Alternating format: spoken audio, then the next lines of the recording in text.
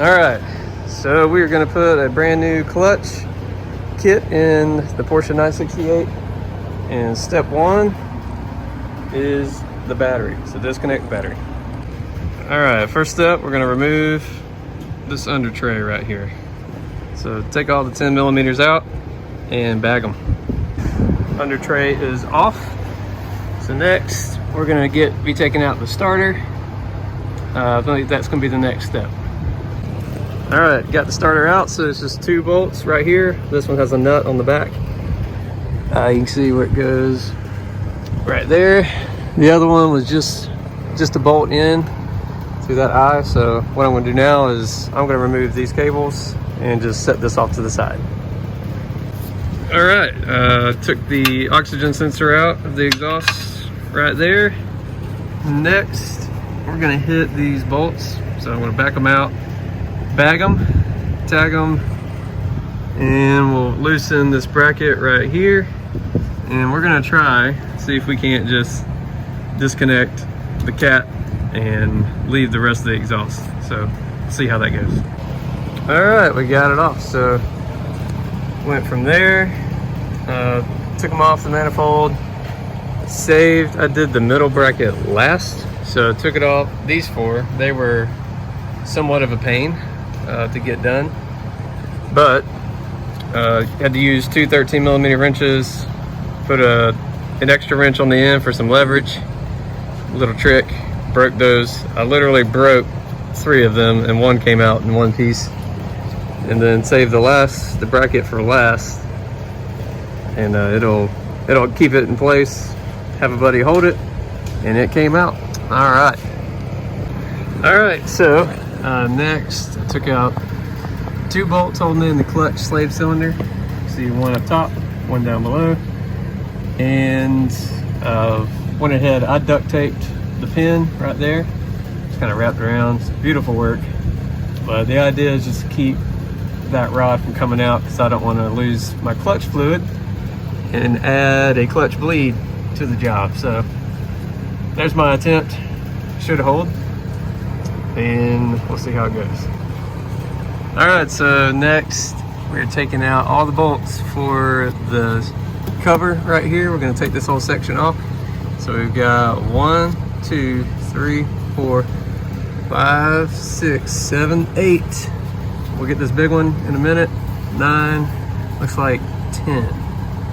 So 13 millimeter bolts, back them all out. That one's probably 17 or 19. And then we should be able to get this cover off. All right, so the cover came right off, super easy. So next, you can see, we can see all the insides of the clutch for the 968 right here. So we got our fork right there. Of course, the pressure plate. So we'll be getting that off in a little bit. The next thing we've got to do, we're going to take out this locking bolt for the clutch fork pin right there. So we'll take that out.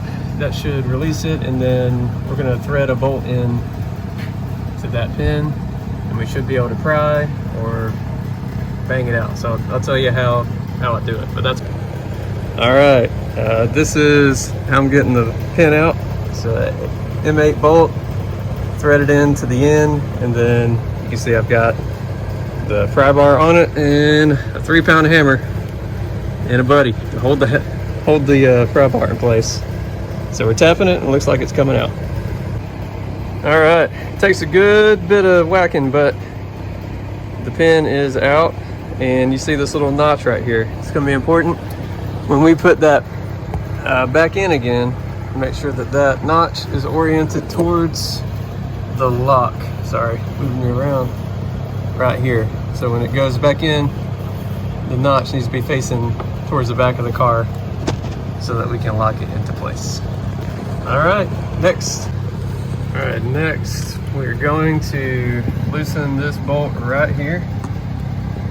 So we got this Allen bit attachment, and it says, what does it say?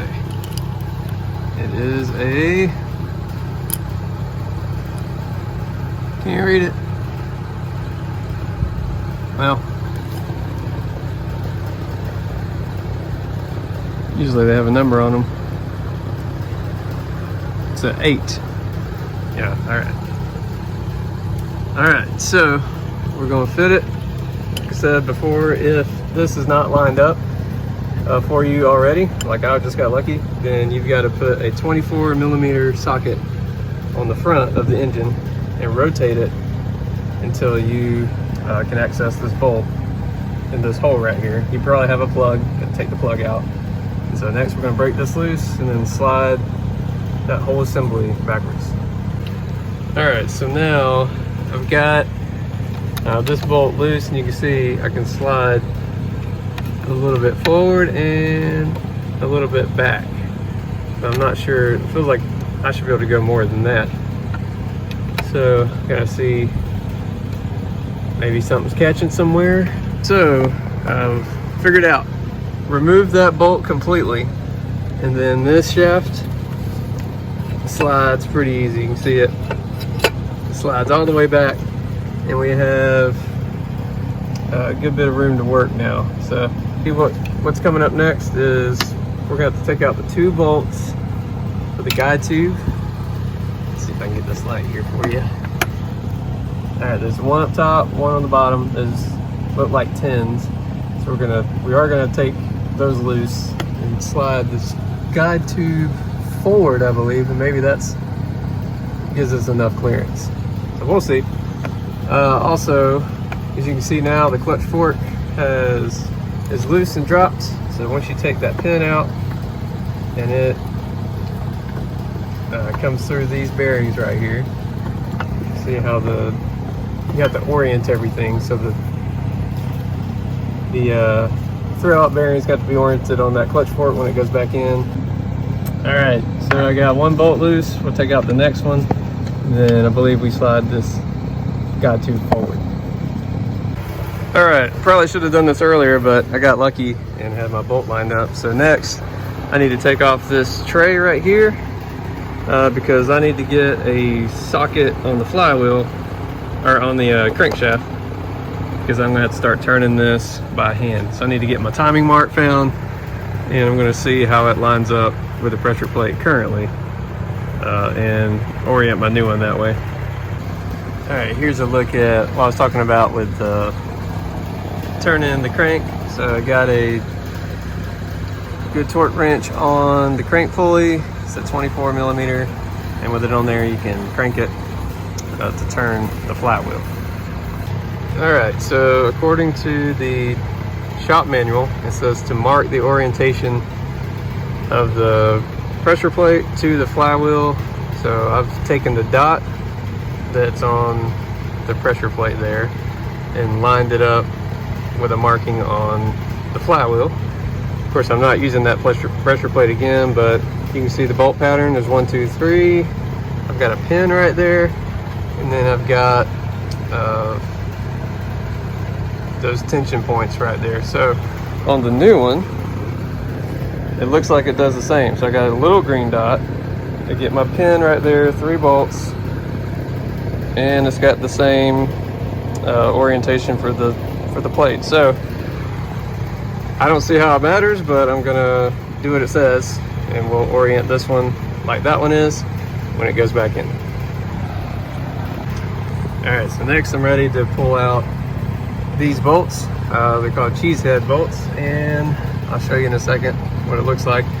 But flywheel lock, we'll be pulling it out and putting it back in again as we turn to access each of these bolts. So the directions say back them all out evenly. So what I'm going to do is just break them loose all the way around before taking any out. And I'll probably mark the one I start with so I know when I come back to it again. But let me show you that bit. All right, this is it right here, and this is the M8 bit. So what I'm going to do is fit it into place like that. I'm actually going to tap the back with a hammer to make sure it's good and snug, and then I'll put the breaker bar on it and break it loose and pray the whole time. All right, let me show you this. So we got our flywheel lock in. You'll notice that it still flexes. That is the dual mass flywheel. So it's got a rubber membrane in there and it flexes. Whoops. Ah. There you go. You can hold it for me. All right, so with some help, you can see it flexing like that. And that is the rubber membrane in the dual mass flywheel. So you should pull it and then it comes back like that. So when we pull it, it's a little unnerving because it's moving.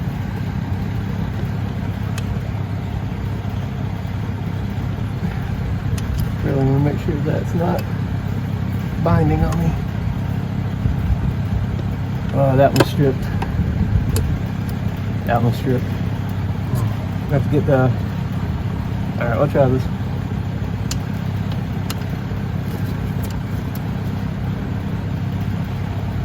Okay, there we go. Alright, so we got one that's stripped.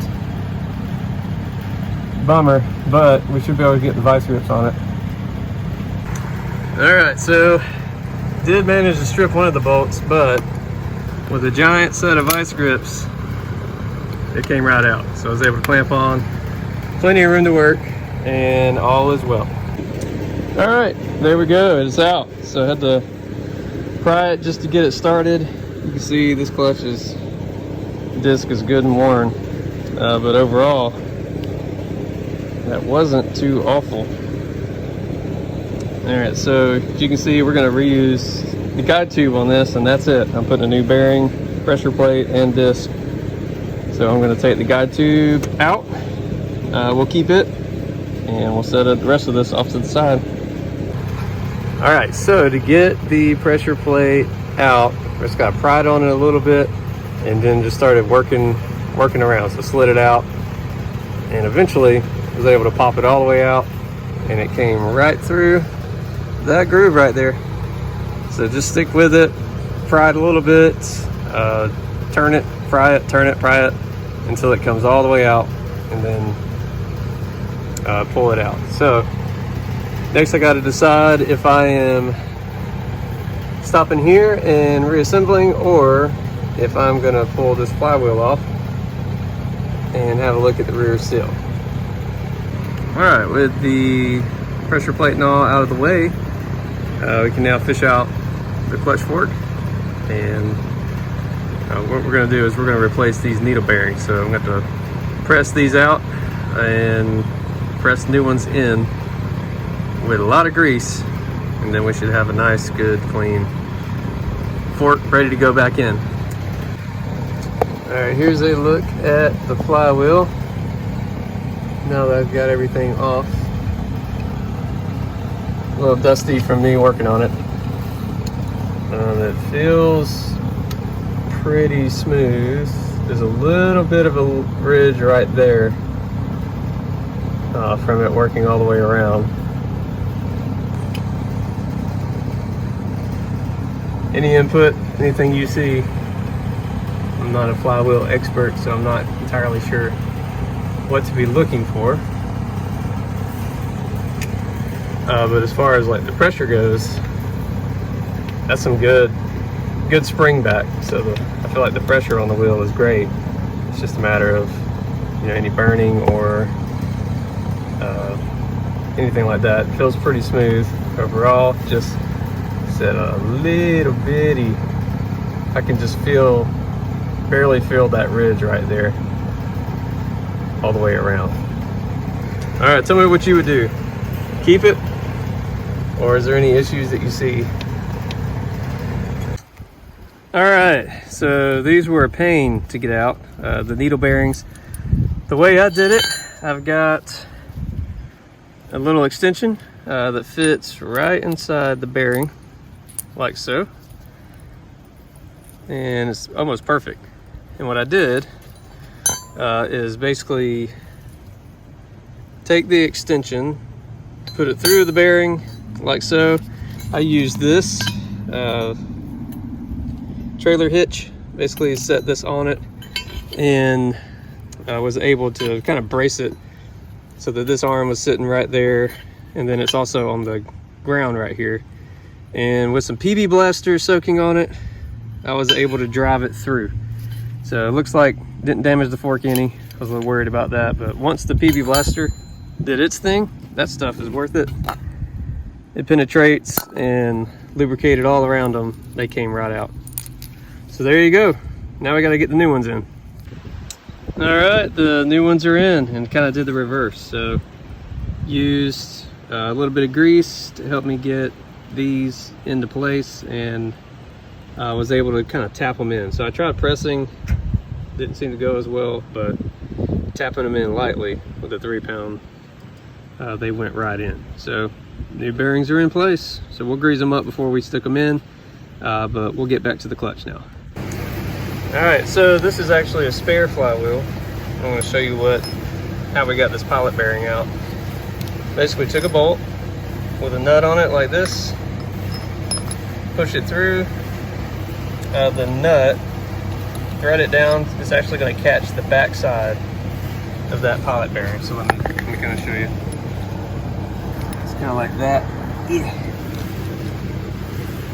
So like that nut will catch the back side of the bearing.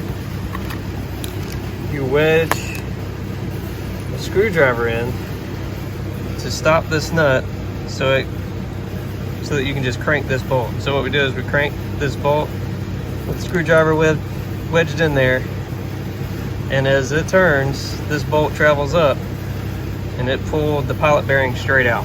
So a little slow, but that's how we got it out with the flywheel in the car.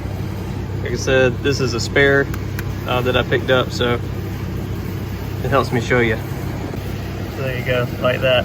The bolt's in, and as it catches the back, you crank it out. All right, you can learn a valuable lesson from me. I put this race in the wrong way last time. I put it like this. Installed the clutch, and when I went to push the pedal, this ring, locking ring, can you grab it?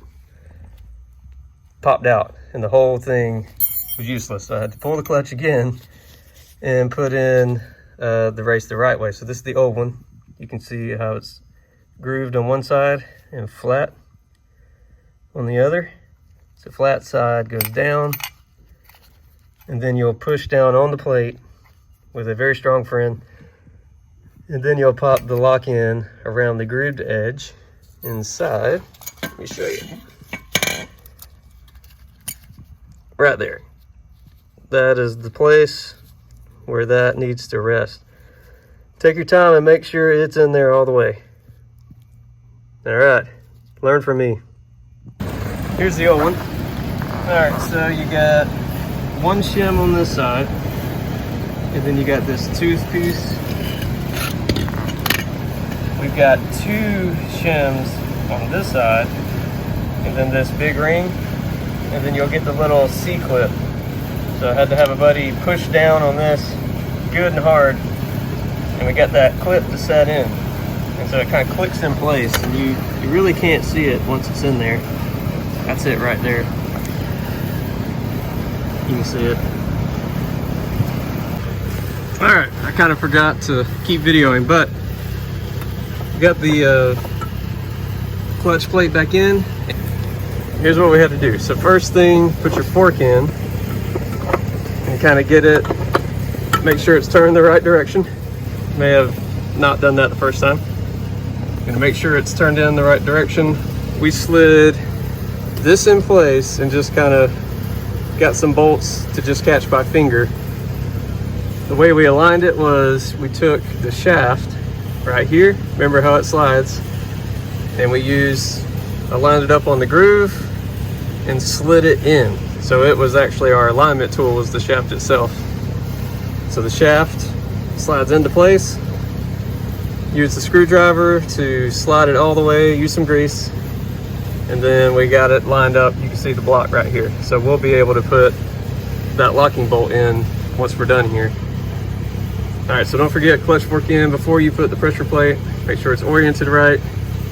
You need to put the guide tube in as well. So the guide tube needs to go in with everything else. So slide it in behind the bearing and then slide this into place. So once the spline was in place, then we went around, torqued it around, you see, We got our markings, and just kind of a few rounds, just hand snugging it until it's set about like that. So each one is pretty snug at this point.